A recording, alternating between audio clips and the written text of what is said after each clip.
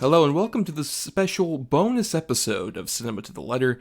I am Thomas here, one of your hosts that are usually on. Brian's not on this one just because this is a little bit of an intro to explain what exactly this bonus episode is. Because I realized, we're doing the previous bonus episode, which was announcing the lineup for the upcoming season, and next week on September 26th, our first episode on Black Sabbath will be coming out. So in that little gap, I decided to put out one of the many recordings I did of one of my panels at DragonCon this past year, which have been going for the last several years, particularly doing stuff on the horror track.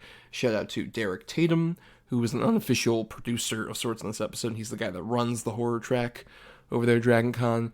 And basically, this panel is the 2023 in horror of the year so far, where it's myself, along with the other panel participants, Crystal Cleveland, who is our moderator, Christopher G. Moore, Hansi Oppenheimer, Aaron Michael Ritchey, and D.L. Wainright. All of us were on this panel, which was on September 1st, where it's basically us talking about the horror films of 2023 so far. So think your Megans, your Talk to Me's, all those big ones and smaller ones as well. And I want to emphasize with this, the audio recording device I used was pretty good, but I would say it's not quite up to the admittingly flawed level of the recording that Brian and I usually do on the show, but you can still hear everybody for the most part. And I did try and bump up the audio a bit for, some of the people who were on the opposite side of the table. You couldn't quite hear in the original recording, so I tried boosting up their audio. And also, near the very end, we talked to some people in the audience, and they asked us questions, and I had to boost up theirs in particular, and it's a bit harder to make out, but I think you can basically hear what you need to hear for this particular episode. And also, keep in mind that I did 6 other panels for DragonCon, and I'll be putting those up over the next, month or two during the spooky season, as it were, on our Patreon, patreon.com/cinema2letter, where for just $1, you'll be able to hear a bunch of bonus audio from, all the way back in the Double-Edged Double Bill days, as well as some of these panels, which will include an Evil Dead panel, Yellow Jackets, censorship in classic horror, and vampires in classic horror. So I'll be putting those up sporadically over the course of while the main season's going on. And for just $1, you'll be able to hear those. But in the meantime, here is the 2023 in horror of the year so far panel recorded live at DragonCon.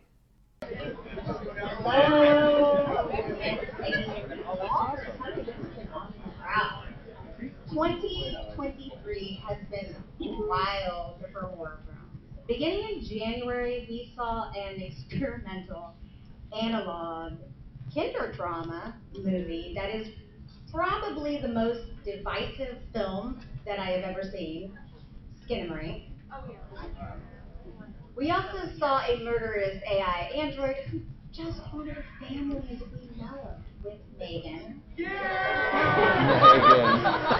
you, Blumhouse. We saw a cocaine-fueled bear. Yes!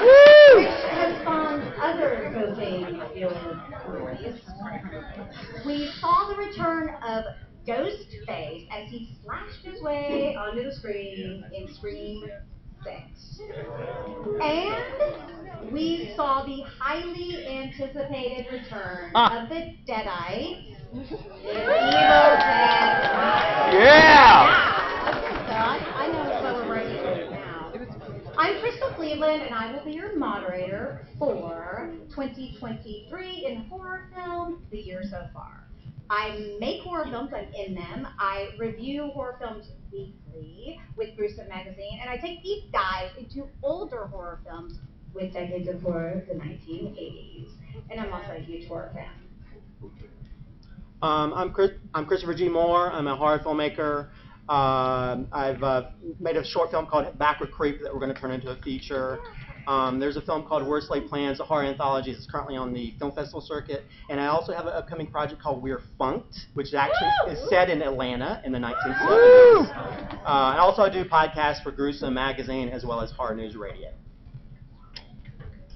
Hello, I'm Thomas Mariani. I am a podcaster as well. I have a podcast called Cinema to the Letter, where we cover a lot of other movies, but we'll be having our second season is horror-focused, coming out in October.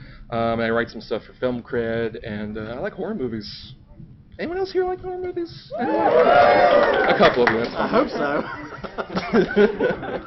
I'm Aaron Michael Ritchey. I've written 72 books in various genres under various pen names.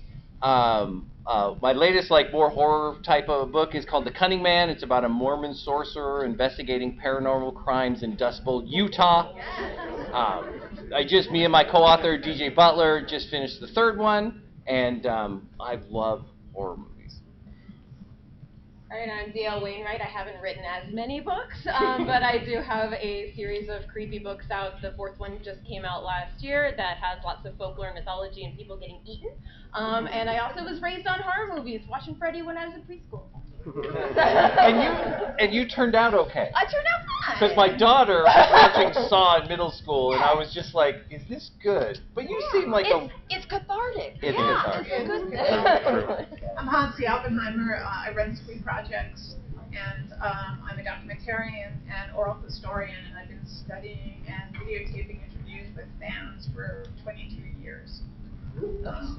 And yeah, total hard. Okay, so I'm just going to start off with what everyone really wants to know. What is the scariest film you've seen this year so far?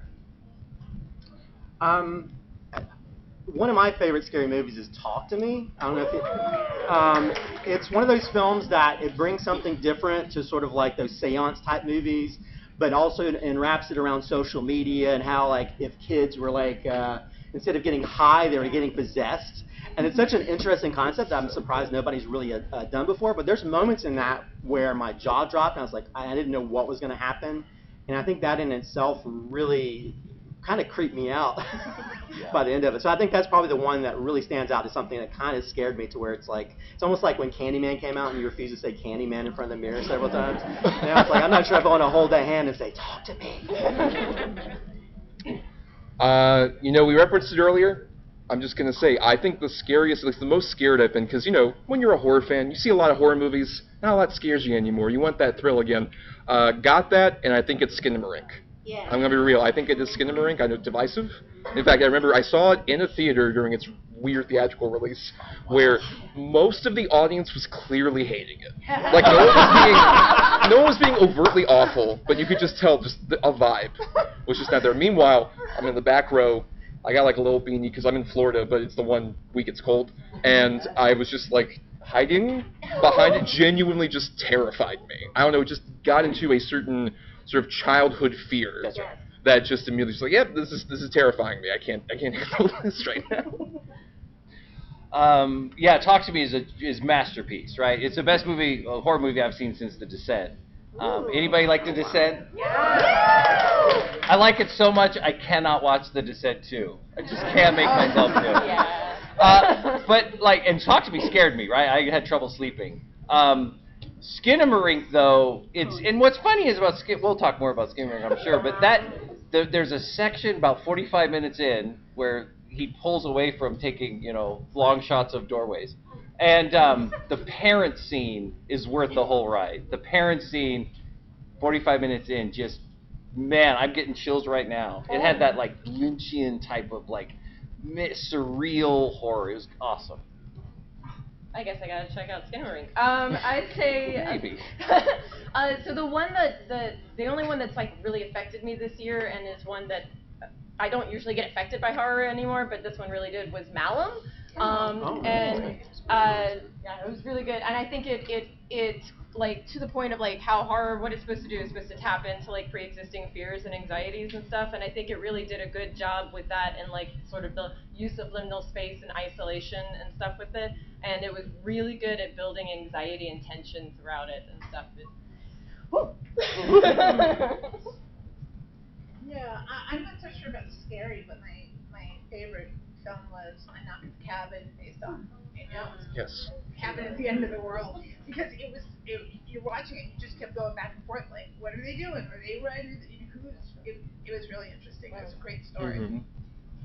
So, speaking of Talk to Me, it definitely deserves to be talked about. I mean, what is happening when you have two Australian YouTubers who make this incredible horror film with a completely new mythos, and they did such a great job of teaching about this embalmed ceramic hand. It sounds ridiculous, but I agree that that is definitely one of my favorite movies for this year. So how did they do it? What makes it so compelling? What makes it work?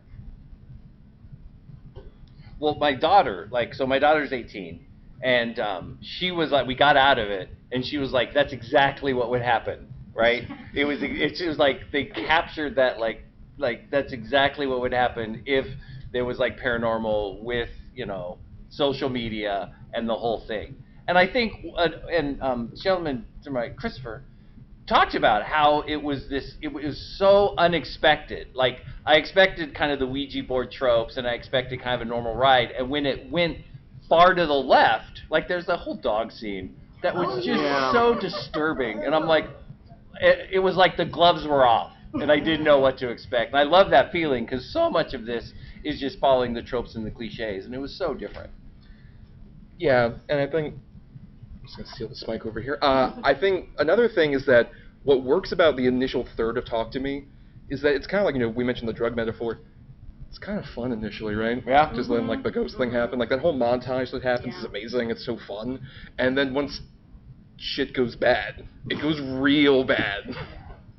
Oh my god. Well, and I think the arc of the whole story works perfectly the way it ends. You know.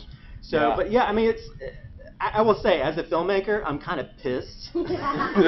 This is their first feature film out of the gate. Granted, they've been working on YouTube for like years, and they've kind of worked hard. But they really did a really great job in sort of bringing the scares into place and making you understand the characters, and also just understanding the trauma of what's happening. Because there's a part, I mean, and I think sometimes foreign filmmakers can sort of get away with that more than American filmmakers, although, but children trauma, stuff happening to kids, you're like, oh crap, they're not playing. And there's a moment in that where I'm like, oh my god, and I was like, literally, oh crap, and it made me scared for characters that are in a movie. And I think when they can suck you in like that, and I think they do really great.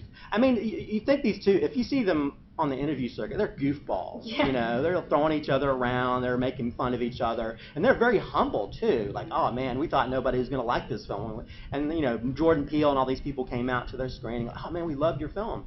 So yeah, I think you have these two people that had a really cool idea, a unique idea, and they did a great job of just making it come to life. To where, even though sometimes sequels don't work, I'm kind of excited to see what they can do with that concept in general. Yeah. I also particularly recommend to speak to that. Just they did an interview where they were interviewed by George Miller.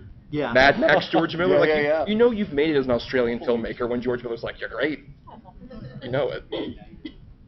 And A24 did already greenlight a sequel, so there will be another one. I don't know where they're going to go from here, but I'm excited. Supposedly they shot like a screen life thing that's sort of a prequel to it as well. So they've already got something in the can. Yeah. So yeah, I'm excited to see not only what they do with this project, but what they do with other stories as well.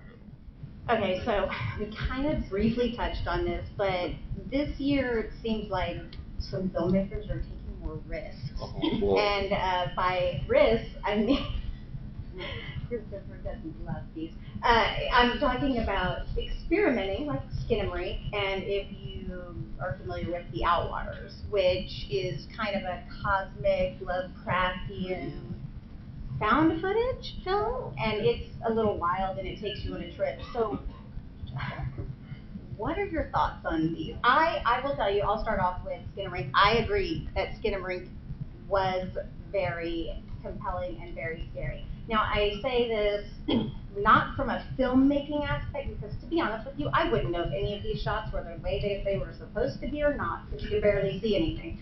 But it's not the filmmaking that I loved, it's the way that the movie made me feel.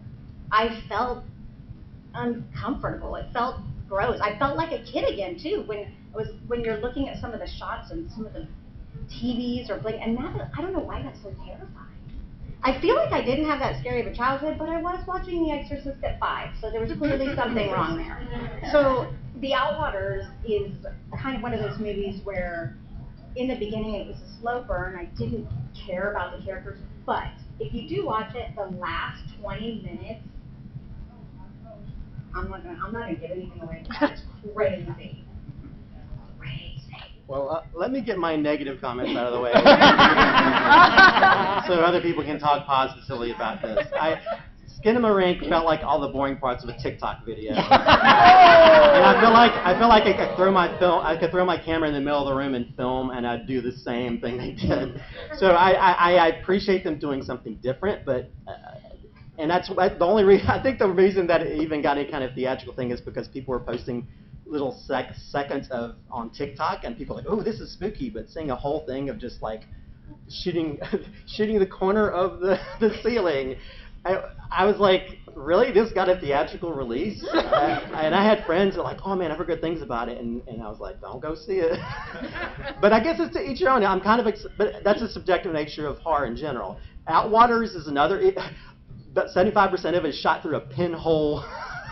If I wanted to watch a movie through a pinhole, I might be in the 1920s, but this is, come on, really? I mean, I understand what they're going for, but you couldn't see anything. And if I want watching a movie, at least I want to see something. So those are the 2 worst films I've seen this year. But as you can see, there's other people that think it's brilliant, and I wish I could live in that imaginary world, but I'm just kidding. Art is subjective. But I don't like this art. That's and I'll stop there. Go ahead. I mean, I said my thoughts about Skinamarink earlier, but I'm going to agree with you on the Outwaters in terms of I respect, like, there's particularly one scene that does technically involve a creature. I'm going to use that as the loosest thing possible. But I thought, like, this is actually interesting for such a low budget, but the problem is that why is that movie 2 hours long? Yeah. Why is it 2 hours long and it's so nothing to me, unfortunately, despite some interesting creative filmmaking. I was not a fan, but Skinamarink dope though. So I know a movie's not working out with my daughter because the phone comes out, right? It's like during Us, she started on her phone and then she was like, oh my god, we might have to turn this off. She was terrified. So with Skinamarink, about 10 minutes in, the phone came out and I'm like, oh Ella, you're checking out on me. And what's interesting is I thought, man, this would be a good short film, right? You take the scariest things, have 10 minutes, it'd be a great short film. But the madness and the genius of it is long because it creates exactly what the moderator said. That feeling of horror and terror that you have when you're little, right? And you're in a house, and that there's this edge between imagination and reality. And I remember feeling that, where you're just looking up the corner of the room, and then things are appearing in your peripheral vision. And and it's late, and everyone's asleep, and man, it captures that. And I don't think it could capture that in 10 minutes. I think you needed the hour and 45 minutes. And my friend who's going to hate it, I keep telling him, yeah, it all comes together in the last 5 minutes. So just watch it, but it doesn't. Did you say that it doesn't?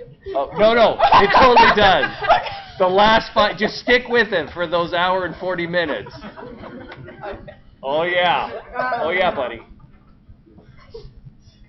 I didn't watch it yet. I need to. Have you seen it? Just pieces. I haven't watched the whole thing yet. No problem. We can't see them all. There's so many. Horror has grown so much. Isn't it awesome? I mean, I can't believe. Okay, so I was actually going to ask a question about what should have gotten a theatrical release but didn't.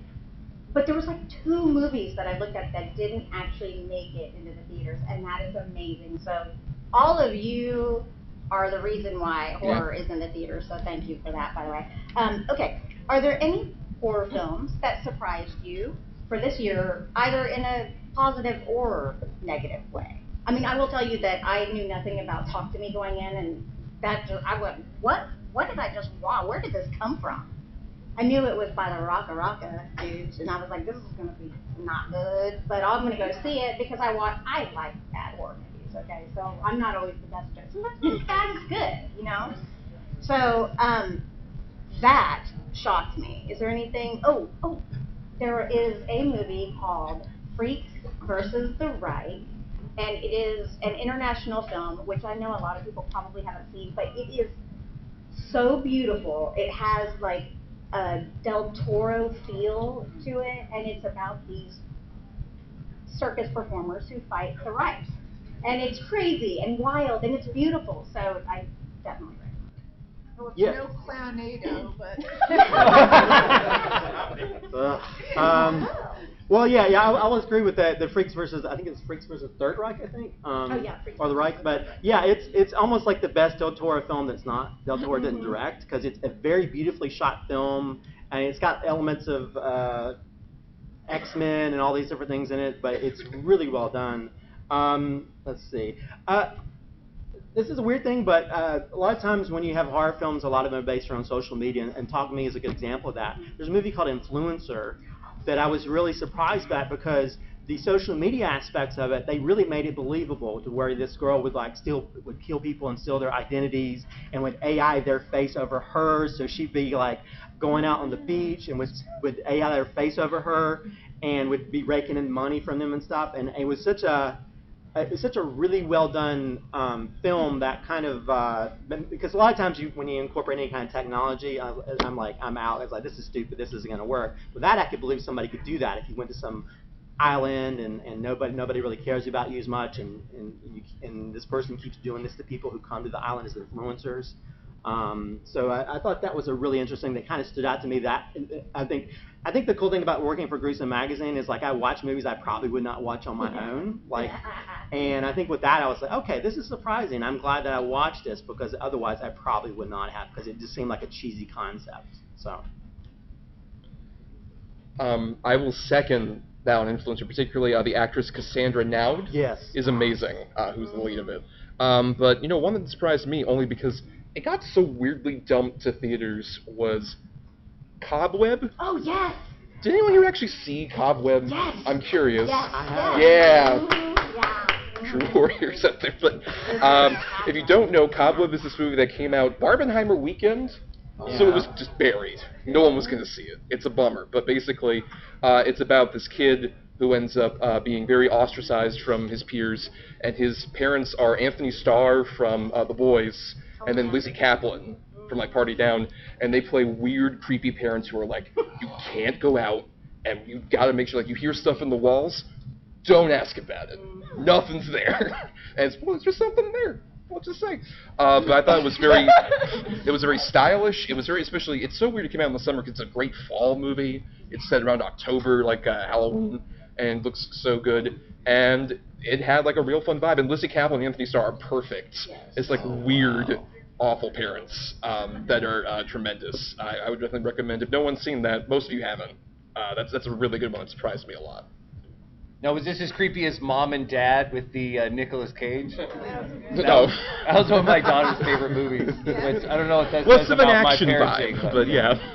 I'm kind of shying away from sequels and kind of franchises, and because I want to see like the more of the skin and rink, more of the stuff that takes chances. But I was pleasantly surprised with Evil Dead Rise. Now I have a question: who is for CGI blood? I really like it a lot, right? I really like it a lot. And I've been kind of waiting for CGI gore, and so I think it's only going to get better. But there was one scene with the cheese. Now, my daughter, she's seen the Human Centipede, and she loves Saw movies and the Wrong Turn movies, even the bad ones. Arguably, they're all bad, but except for the second one, which is a cinematic masterpiece. So I'm sitting in the theater, and there's the cheese grater scene, and my daughter shudders, and I'm like, fuck yeah. Oh. I'm like, heck yeah, this movie.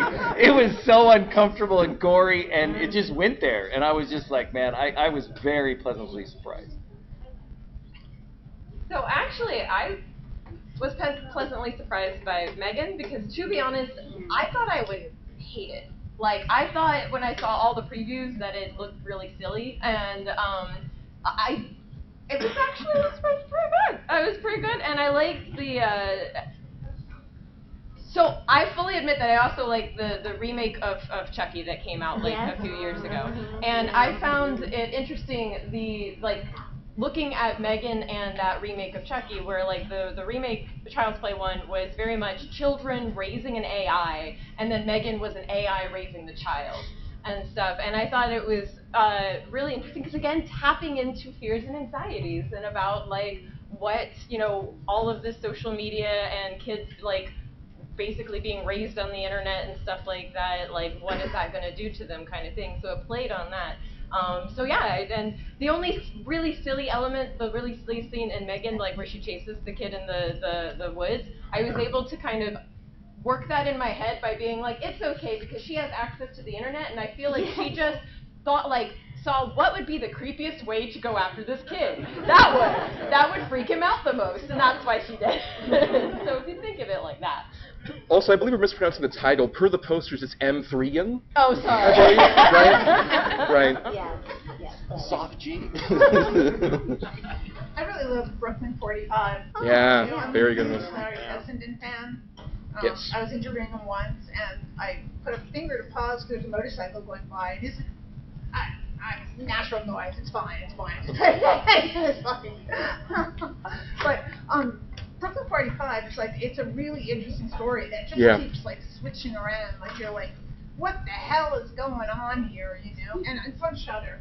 Yes. What is this one called again? Brooklyn 45 on Shudder. Yeah, a bunch of like people who were in the military together after the war. Yeah. They one of the guy's wife had committed suicide because she thought there was a Nazi living next door, and this guy wants to do a seance, and things just hijinks ensue. Okay, so do we have gore fans out there? Like, Yeah. I know gore is like one of my favorites. I mean, I don't know what that says about me, but we'll ignore that for now. So, what do you think some of the best visual, practical effects are so far? I will say that sometimes I'm not the best. I don't do CGI, so I assume something is practical. I think Talk to Me, oh my God. If you haven't seen Talk to Me, you have to see Talk to Me, okay? Because, like, there's this point where, I don't want to give anything away, but the gore is delicious. It's so beautiful. I was just like, oh, gosh, so good. And I know that people don't like the Outwaters, but there is a scene, you know, there is a scene. That's what I'm saying, that last 20 minutes. Maybe you should just fast forward to the last 20 minutes. Because it still won't make sense. Or maybe don't watch it at all. So any visual special effects you think deserve recognition? I thought the creature in Last Voyage of Demeter was a really cool new vampire that actually had a guy in a creature suit. Even though there's a little bit of CGI in places, I think, again, I kind of miss a scary Dracula. Yeah. You know, I think we've always romanticized it. It's good that we sort of get back to those basics. Actually, one film we didn't talk about, there's a Argentinian film called Legions, which is it's actually Evil Dead. It definitely is a big impression on it. There's a part with a ripping off the jaw off that's like jaw-dropping, pardon the pun. But yeah, also one of my favorites, I don't know if it's considered coming out in I guess it came out in a video 2023, is Mad Heidi. Did it come out? Oh, yes! Okay. There's a film called Mid Heidi that's called Swissploitation. And it is ridiculous. It's like the Heidi from like the Swiss movies or whatever, but she's going against like these versions of Nazis, except they're all against people who are lactose intolerant. And if you can't eat cheese, they'll kill you. And Casper Van Dien is like the Hitler of the cheese industry. It's ridiculous. They waterboard people in like hot cheese, and the gore in it is crazy, and it goes really bonkers. And if you like exploitation type films, it's so ridiculous fun. Well, Yoga Hosers had the Bratzies. Yeah. True. Yes. I mean, I think there was a fair amount of like ones where even I don't love necessarily some of these movies, but I thought a lot of the makeup in particular was really well done. Like Renfield. Oh, Yeah. Not a movie I loved, but particularly like Cage in his like rehealing vampire state. Yeah. I think is like such incredible like gory effects for it. Or even the movie Kids vs. Aliens, which is on Shudder, which is from the guy who made Hobo with a Shotgun. I think it's a lot of tremendous gory practical effects. And even we mentioned Evil Dead Rise earlier. I think it's a great mix of stylized CG gore, which is what I prefer if you're gonna do it, and then great practical makeup effects in that one. Yeah, nothing comes to mind except, and I was super disappointed in this movie, is Winnie the Pooh, Blood and Honey. It's such a weird. That's an example of, I wish the writers of Cocaine Bear would have done, because Blood and Honey could have started a whole franchise, and it's not, because it's so bad. I mean, it's Although so they do with bad. remakes. But I was gonna say, I prepared for the panel, and I was like, my parents wanted to watch a movie, and my dad, for some reason, wanted to watch Winnie the Pooh, and so I watched that with my parents. I don't recommend it, and they hated the practical effects. They were like, we made fun of Piglet and Pooh the whole time, and but I kind of liked it. I think they did it cheap, and I thought it was cool, and I mean, there was so many elements to that movie that it could have been so good. Well, what was the one they did like a year or two ago, and it was another like Murray Croft kind of characters, and they tried to do a horror movie out of it. Banana Splits, I think they did that. Yeah. It didn't work at all. It wasn't horror at all. I guess I'll just say Malum again. I believe that it was mostly, if not all, like practical effects, and I feel like they did a pretty good job with it. You're saying no? I'm saying I got to see it. Oh yeah, and I think that's part of what made it feel very, very real and very visceral, is that it kept it very practical. I like practical effects. Sorry. Yeah. Yeah. What's your Nothing stood out to me as, spectacular effects this year. It wasn't something I was looking for, it's been a weird year. It has been a weird year. So, we all know that Nicolas Cage has been dying to play Dracula. And he did. He finally got his wish with Renfield. Yeah, okay, so I love the movie. I thought I thought it was fabulous. I know it's kind of divisive though too, because I've heard some people that just flat out did not like the film. I mean, They're wrong. Yeah. So it definitely has. Yeah, I loved it. What are y'all's thoughts? I think Nicolas Cage was awesome. I mean, he was just that perfect blend. Actually, he was so evil with what he did, but I still liked him. And to play a horrible villain that you still root for is really hard. Originally, James Wan wanted him for the Castlevania movie he was working on for a while, so finally he got to play Dracula. I think if you follow any of my social media, Evil Dead Rise is like my favorite horror film of the year. I think Lily Sullivan embodying that Deadeye energy. I thought she just mommy's with the maggots now. Just the way she delivers her lines and just the physicality and stuff in that role, I thought was amazing. And I think without that, the film wouldn't have been as impactful. I think all the cast was great in it. And also the younger brother in Talk to Me. It's like that was a pretty powerful role when it comes to roles in movies. Just to address the Renfield of it all, I clearly respect and love the work of Nicolas Cage, and if anything, I wish he was maybe in more of that movie than he is. Yes. I think that's a big problem with fair it. enough. But I will say, in terms of just one where, I don't know if I'm going to win over any fans with this, but The Pope's Exorcist isn't a good movie. I agree. But Russell Crowe is kind of amazing in The Pope's Exorcist. Because because Russell Crowe, obviously we all know from Gladiator, Academy Award winner. I kind of love now that he's just into doing weird trash. And Pope's Exorcist is weird trash. He took what is could be just a plain possession movie, and he becomes this weird Italian cardinal guy. Thomas Mariani, I love bad Italian accents. It's so fun to see him just blessing people and on his little Vespa. It's so dumb, but I love it. He's amazing. Did you want to comment on Renfield? Point counterpoint? Hated it. I just the whole side story of the guy who's NA and it's just I don't care. Oh. Yeah, the sort of drug dealing subplot, I agree. It's a weird thing. It's like a 90s comedy now where we have to have a drug dealer subplot. it just went off in a weird direction that I didn't care for, you know. Yeah. And Nicolas Cage has done so many cool, like I like a night at Willy Wonka's or Willy's Wonderland. Willy's Wonderland I love cinematic that. magic. I mean, he's done so many good low budget-ish horror movies, but that wasn't one of them for me. I want to see Willy's Wonderland 2, where all Nicolas Cage does is clean. Yeah. That's all I really want to see. Just mopping the whole time. 2 hours of mopping. Yeah, I'm on board, but I like Skinnery. Renfield was, now, again, you know, my daughter got the phone out, and she's like, well, this isn't horror. I like the action, I like the comedy, I like the support group meetings. Yeah. The dark moment of that movie was, for me, very dark, and I'm like, wow, that's hardcore. And I liked how the Deus Ex Machina, how they kind of cleaned it up real quick. 2 things. One, the actor who played John Raphael from Parks and Rec, I wish he were in every movie as John Raphael. And then Awkwafina. I think Awkwafina should be in every movie because I love Awkwafina so much.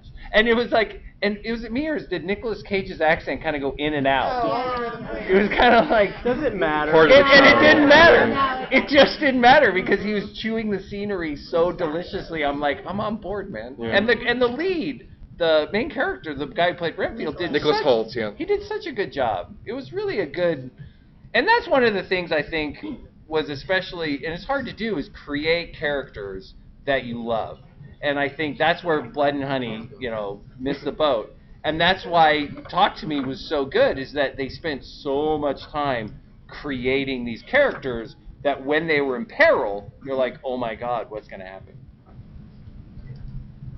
Yeah, I mean, I guess I will say that I think the standout performances for me would have been the ones in the Evil Dead Rise. I think all of the actors in that did a good job. All of the kids did a great job.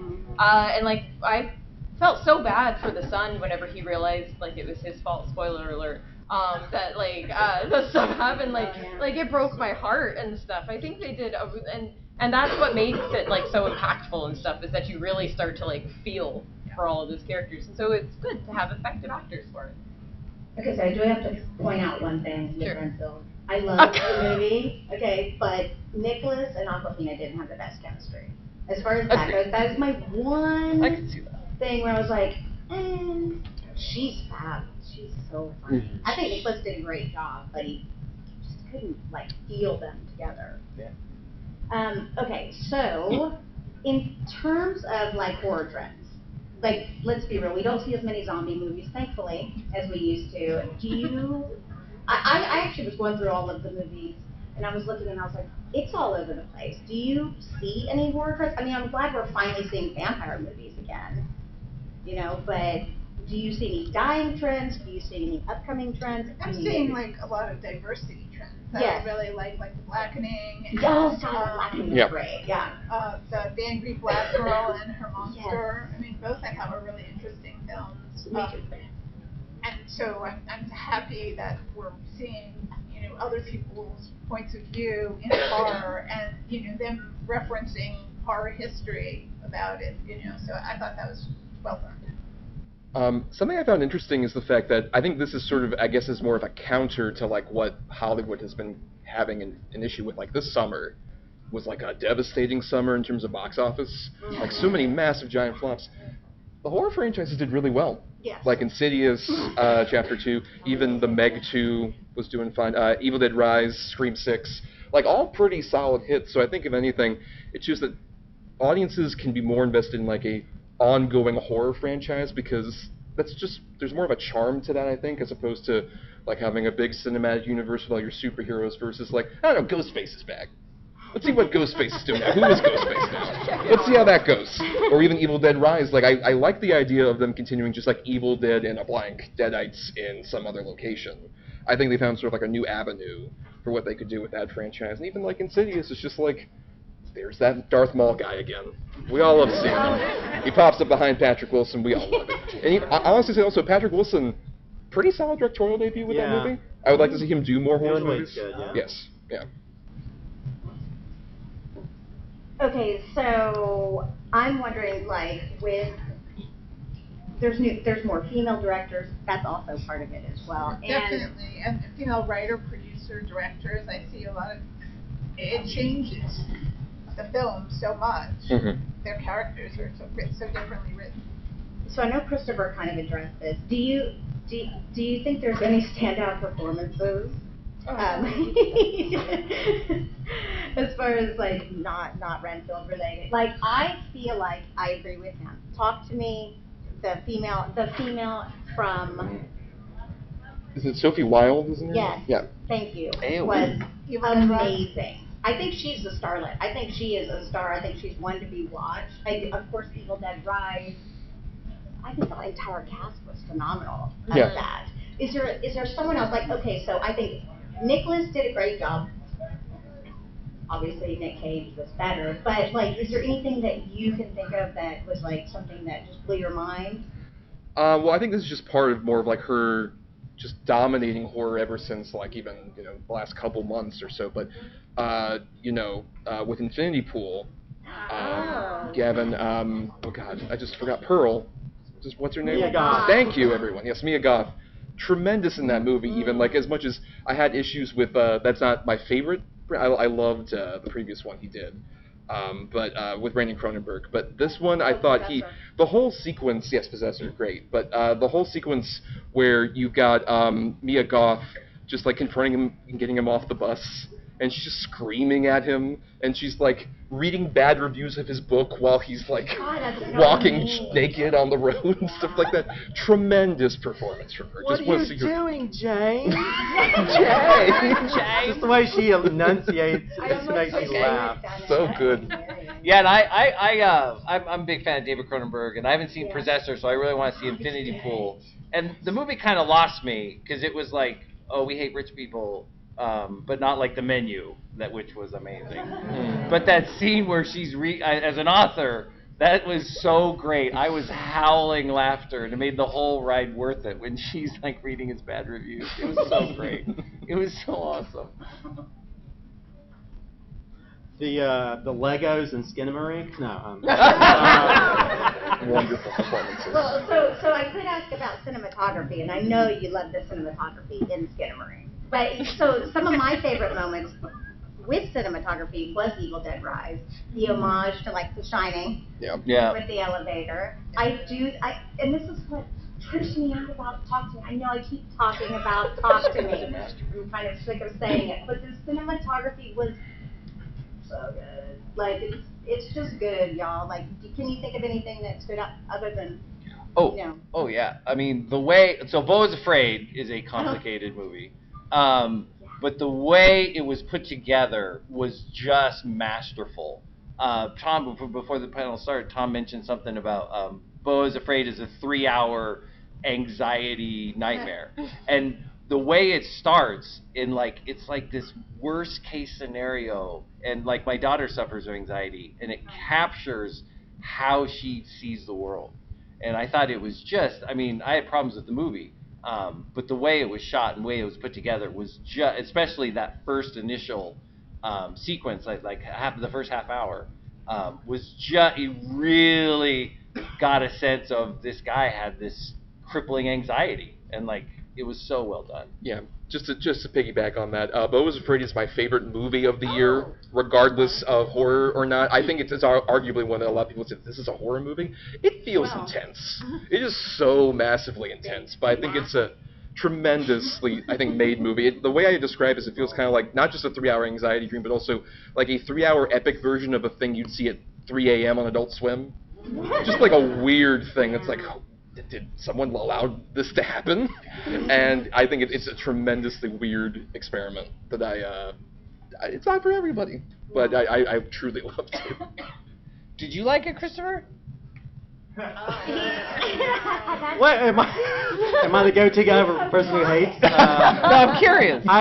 As someone that has anxiety, I don't have to watch that movie form, especially if it's 3 hours long. Not escapism. I do appreciate the testicle monster that pops up. Oh my god! But other than that, it felt like I love Hereditary. I love Midsommar. It felt like, oh no, I can do whatever I want, and then they can't do anything about it, and it just felt like very just full of himself, you know, and it felt like I could get away with this as opposed to it actually being something. So I appreciate him getting away with it because there's some bonkers stuff that happens in it.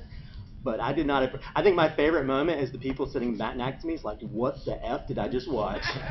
And that made me laugh so hard. That was the most entertaining part of the movie, was the people in the theater. I do not like it, but I can appreciate it. But I will never watch it again. Okay, so what are your must-watch and maybe you should pass movies for this year? You know, one thing I do want to mention, and we haven't really covered it, is there's a lot of great horror documentaries that have come out this year. Oh, yeah. There's Living with Chucky, King on Screen, Hollywood Dreams and Nightmares. There's even one that dropped on Shudder called Sharksploitation. Oh, yeah. They really do a great job of deep dives in these different subjects and taking different ways of telling stories about it. And I really enjoyed that. You know, I mean, it's even like the Hollywood Dreams and Nightmares about Robert Englund. They cover stuff. They do cover stuff you normally see on behind the scenes stuff. There's a lot of stories I hadn't heard, and how they tell the story using animation and stuff. It's really thought out and really fun to watch. Let's see, what else? I think we covered a lot of this stuff. I did enjoy Kids vs. Aliens. Yes. Even though it is that kind of low budget sort of Charles Bandish way it goes about it, but I enjoyed that. Sisu, which is kind of horror adjacent, Yeah. but Very it's fun. more like there's some bonker stuff he does to people, and that Jason would be envious of. I think if Wrath of Becky's on here, that Sisu could be on Well, there. well, I'm saying, yeah, Yeah. and Wrath of Becky's another one. Yeah. If you've seen Becky, Wrath of Becky takes it to another level, and that actress who plays that, I just want to see Becky movie from this point on. Yeah. Beck Harder or whatever they want to do. Harder. But yeah, there's a few of the things. Okay, so what about your can't miss or Oh, and maybe upcoming? you should pass? Okay, Yeah. gotcha. You mean upcoming movies? No. What Okay. you can't miss and what you maybe should pass on.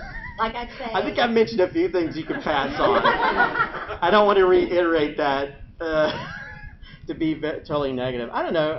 I don't want to crap on any more movies. I will say, please pass Skinamarink. I want to. You gotta try. No, well, you know what? I will. You know what? I will not say. As a filmmaker, watch it. Make your own opinion about it. Don't listen to my shit because I have my own opinions. And art is very subjective. Watch it, and then if you hate it, say, Chris, you were right. But go watch. But then, or if you love it, like Chris, you're an SOB. I'm never gonna listen to you again. So anyway, go watch it because art is subjective. And you never know what you might like and what you don't like. But I won't crap on any other movies. Thomas?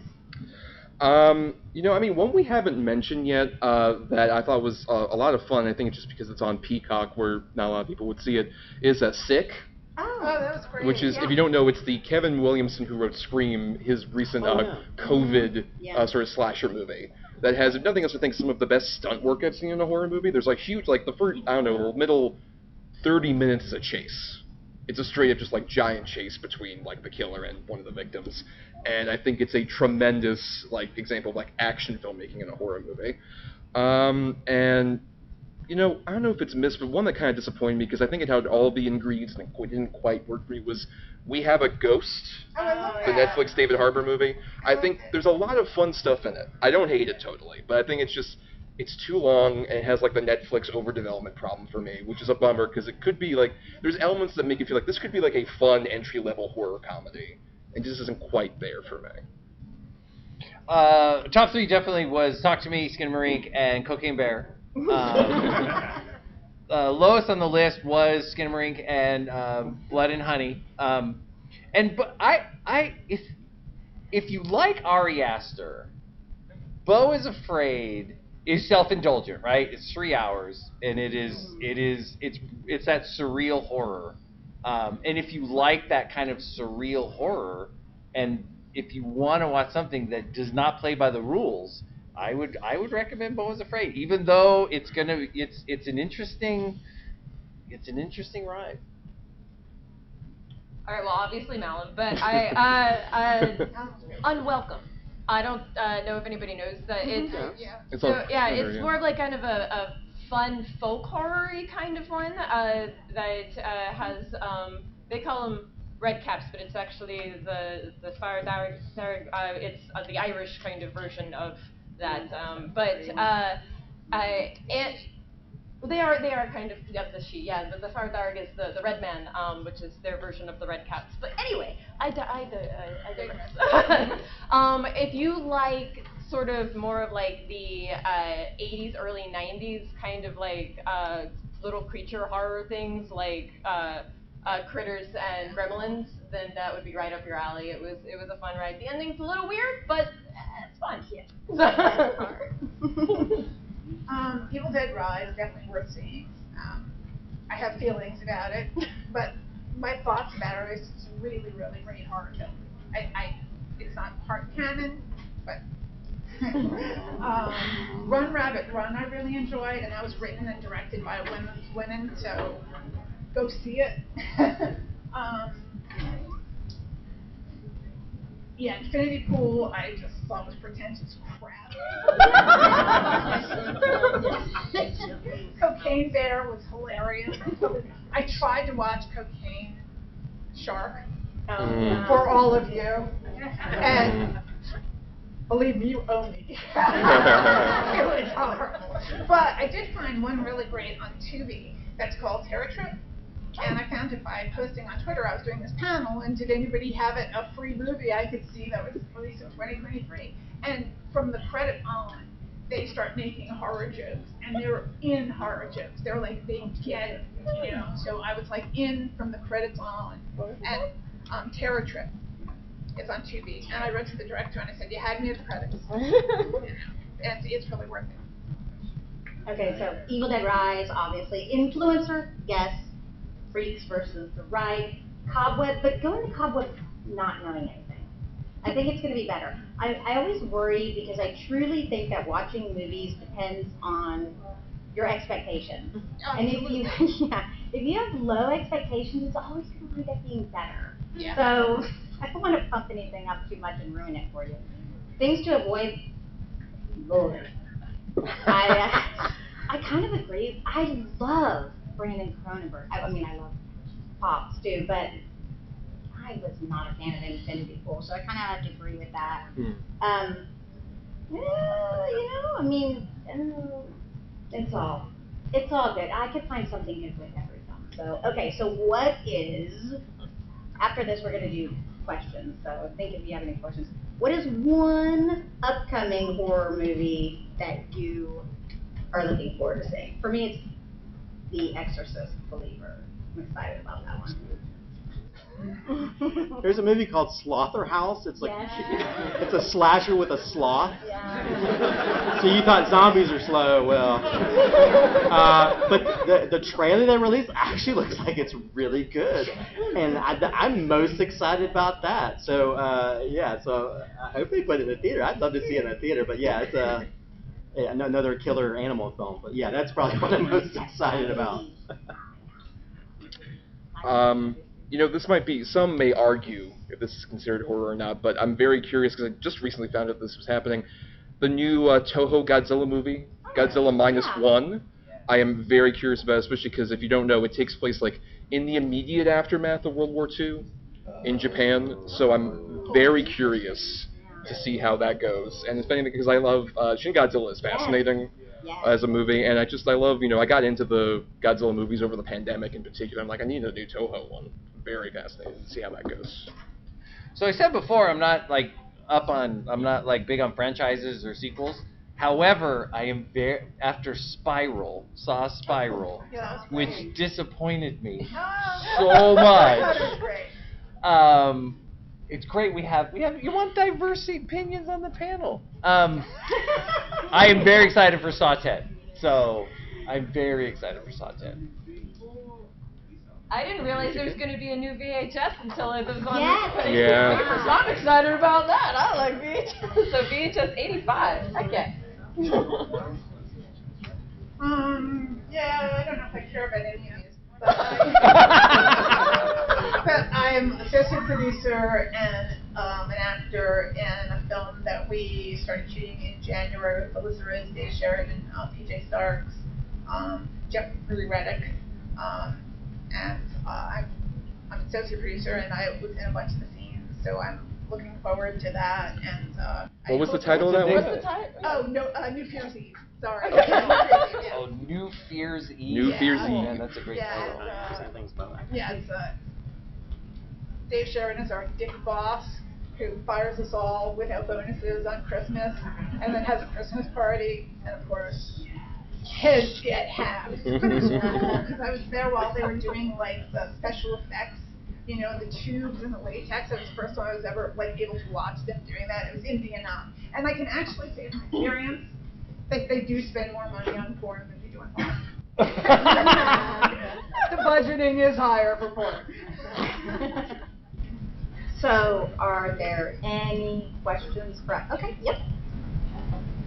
I was thinking of Boogeyman, and I was wondering what Oh, your God. favorite and least favorite book adaptation is. I cannot believe none of us mentioned Boogeyman. Love Stephen King. Okay, I'm sorry, what was the question part of it? Oh my God. Favorite and least favorite book adaptation. Oh, From this year, Well, A Knock at the Cabin is, you know, an adaptation of Paul Tremblay's book, so, and it's really good. I mean, M. Night captures it really nicely. yeah, I gotta say, It can be kind of. Yeah, I read the book as part of like a book club thing in anticipation of Knock at the Cabin, and it's especially interesting given just M. Night doesn't adapt things really, aside from like The Last Airbender or Old, which was actually based on a comic book. Right, but yeah, I found especially, if nothing else, we somehow missed over here when we talked about performances, Batista in Knock at the Cabin with his little tiny glasses. Yeah. So good. Yeah. so, I mean, it doesn't have to be from this year, right? I love Misery. That was my favorite. That's one of my but- favorites. Stephen King adaptation. Very good Yeah, Stephen King like, adaptation. I just, and worst? Oh God, I don't know. I don't know what my worst would be. I'm in Lacey's story, standing behind Clive Owen. They kept trying to get my hair to good, well, not my hair, which is just like this, but it's red. And every time makeup went by, they kept trying to smooth my hair, and then it would still like you see Clive Owen, and like Right. behind me is this orange. The Silence of the Lambs, I think, is a better movie than the book. I think it's one of those things that takes elements from the book and does something different with it. So, Yeah, to me, that's a really good adaptation. And the show too. It's an even Yeah, better Hannibal show as adaptation. well. Yes. Did you like the Boogeyman? Was that? Oh. Because I was iffy on it because I loved the story so much. And It's not his best adaptation. okay, Yeah, I It was agree. fun. It was Mhm. great. okay. True. Was it scary? Because the book scared the short story in Night Shift scared the bejojos out of me. So the I had- bejojos. Try to keep the language. Yeah, I had logic issues with a lot of stuff. It kind of falls apart by the end for me. But although I thought the trailer was very effective in creating something scary. It's kind of sad when the trailer is scarier than the movie. Yeah. But my favorite adaptation is The Shining. Oh, Like, yeah. Yeah. oh, but it's King so Kong. different. it's so different. I think it's better. It's scary. That's a good controversial answer. I like it. I mean, how many people have not said, I am the caretaker? I mean, we've all said that at some point in our life. I'm the caretaker. Right, You know, I've always right. been You've the always caretaker. been the caretaker. Yes. Yeah. Any more questions? Okay. Okay, sorry. Speaking of adaptations, and because you keep mentioning Malum, Oh. if you could like remake a movie from this year, could you think you could make it better? What would it be? I think me and Christopher are gonna redo Skinamarink together. I would like to see Skinamarink 2, but with more of a story. Did you bring up my mentioning of Malum because you think that you should remake Malum? Because I do think. I like Last Right. I like Last Ship. Well, No, is that a it's the remake? same- Yeah, it's a remake of Last Ship. I don't know why that didn't occur to me. Yeah. Oh my gosh, I can see that now. Yeah. But all right, fair point then. Okay. Although I will say that if I could remake Malum, I guess, which is already a remake, I would just tweak the ending of it and maybe not show the actual Malum because I felt like that was the most disappointing aspect of the movie. But Well, not to spoil. I don't know. I think I read it on. I don't know if this is quite like a remake thing, but just with spoilers for the Pope's Exorcist. The Pope's Exorcist ends with a promise of like, we have 99 more exorcisms you have to do, Russell Crowe and Buddy.